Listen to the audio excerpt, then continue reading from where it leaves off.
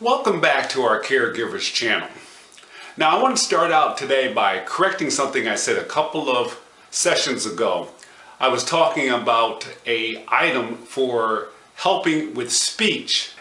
An instrument called a lithograph can also be used to help with communication. So the correct name associated with this device is Lingraphica.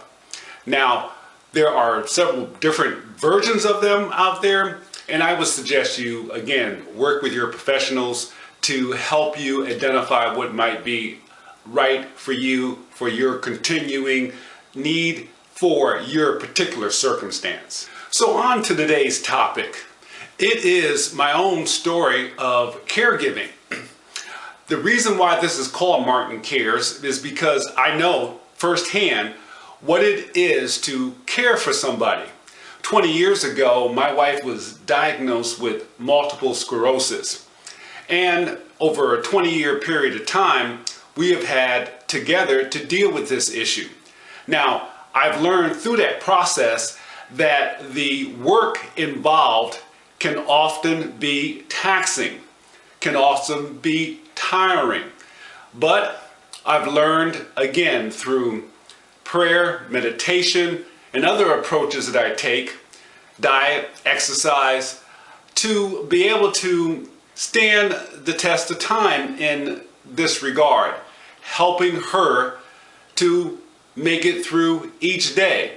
Again, you hear this often from me, taking it one day at a time. The MS community knows the ins and outs of this disease that affects the nervous system, particularly the motor skills. Speech is affected as well. Balance and walking, of course, is affected. It can even lead to loss of sight and other issues. Now, in the case of my wife, Jacqueline, she can still handle a lot of things on her own, but her speech is affected and her balance is greatly impaired. She can clothe herself, she can feed herself with my help preparing food, and she can eat on her own. That's a great advantage. But the issue of balance is critical. We have had some falls. Falls lead to hospitalization and long times of recovery. They have to be avoided at all costs. Today I'm going to take you through a little bit of my caregiving and how I approach it, and I believe it will help you. So my day begins even before Jackie awakes. I spend some time alone in prayer and in Bible study. This particular Bible is what I use, and it's pretty worn out. And it was said, and has been said, that if your Bible is wearing out, you're probably not. There's something to be said about the study of the Word and being there in the Word, knowing that in caregiving, you're not alone, that God is a present help to help you and will help you. And so I'm thankful for that time alone, that time of meditation, that time of prayer. I have to start my day that way in order to increase the dose of patience I need to be a good caregiver. So for me, this is another good place to begin the day as a caregiver. Just getting a little bit of a workout in the gym, you know, hitting the bag, takes out a lot of aggression and calms you. After finishing, you feel replenished and ready again to tackle the day. So find what works for you. It might just be a walk in the neighborhood. It might just be spending time with your pets or something like that. But whatever it is that gives you the ability to calm yourself a little bit and think about caregiving as a gift of love, that's what you want. One of the first things I had to learn as a caregiver was how to cook, because I couldn't cook. Well, I could boil water and make hot dogs, but I knew over the long term that wouldn't work for Jackie or for me. So thank God for the Food Network, and I subscribe to the magazine, and I've learned over 20 years how to prepare simple meals. I've gotten pretty good at it, I think, even if I have to say so myself. So even with limited mobility, you can get the person to exercise. Now, they may not be into boxing, but this could even just be patty cakes, just to get them and their upper body moving. The other thing is that it helps them with feeling that they're doing something to help with their own situation, taking care of themselves. This is great exercise. Now, this is a recliner chair that she's in, I mean a lift chair. And if she wanted to be up higher, she could be. So these are the things you can do just to keep the upper body moving as best you can. Now I'm going to ask Jackie to stop and lift her legs up, moving up and down, up and down. Now her legs are not functional in the sense that she doesn't have full control over them. Her balance is affected. But these are the kinds of things that she can do in order to help that issue. So, time for prayer, time to get some exercise in, maybe even get that person moving with some exercise.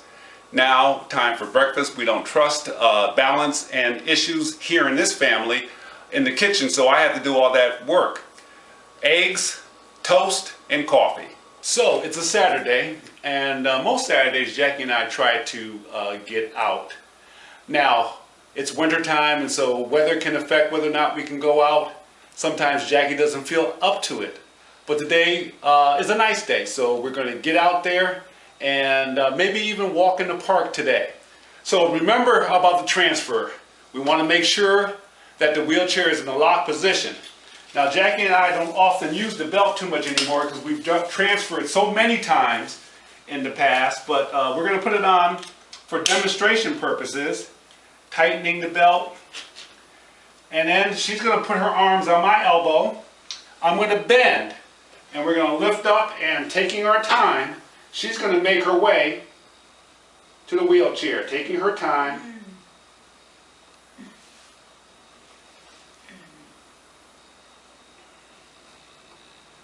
Sometimes the transfer is faster, depending on how she's feeling. Today she had to get her legs moving. And now we're going to lower. I'm bending my knees for that. And we're ready to get out. As you can see, we're at the park. It's a nice day. And this is part of our outing. It's a Saturday that provides us an opportunity to be out. So anytime you can, get out, schedule your day, and get out there and enjoy it. Many parks have handicap trails, so look them up, find them, get out and explore. They'll be great for you as well as the person you're caring for.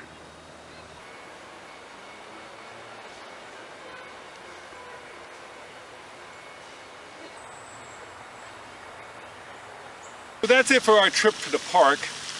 Now on to what Jackie calls her medication, ice cream. Now the transfer we did prior to going out is a practical in-home demonstration of a transfer. It was real because we were going out, but I wanted you to see it from that practical standpoint. Now we use the gait belt, which you can obtain online, or you can use a belt from their clothing. Anything that will help to make that transfer safe, you want to use. When I started my caregiver journey, I considered a lot about next week, next month, how am I going to approach this next year. These were the issues that were foremost in my mind. I had to train myself, literally train myself, to take this one day at a time, as I've talked about many times here. It's important that you do that. There is no substitute for it. It's enough that you have to do whatever you have to do as a caregiver this day. Remember, you must be replenished as well. So scheduling your day means not only scheduling your day for the person you're caring for, but also for yourself as well, to get away from it, to do the things that are of interest to you. Now, next week we'll be talking about caregiver exercises. Those people who can be exercised should be exercised to keep them moving. Subscribe to this channel, like it, hit that like button, leave your comments. I really want to hear from you and want to respond to your comments. So next Friday I'll be here with you and I look forward to it. Have a blessed week. Take care.